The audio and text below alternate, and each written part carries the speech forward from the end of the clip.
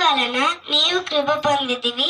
ఇదిగో నీవు గర్భము ధరించి కుమారుని కని ఆయనకు యేసు అని పేరు పెట్టుదువు.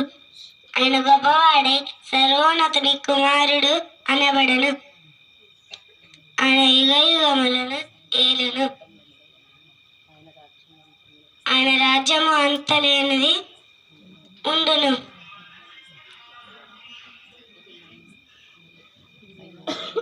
అయ్యో, నేను పురుషుని ఎరుగని దానిని ఇదిలాగ జరుగును. పరిశుద్ధాత్మ నీ మీదికి వచ్చును. సర్వోన్నతుని శక్తి నిన్ను కమ్ముకును. కనుక పుట్టబోయే శిశువు దేవుడు కుమారుడు అనబడను. పరిశుద్ధుడై దేవుడు కుమారుడు అనబడను. మరియు నీ బంధువురాలకు ఎలిజబెత్ కూడా ఒక కుమారుని గర్భము ధరించి ఉన్నది. గొడ్రాలను బడినాంకి 6వ మాసం.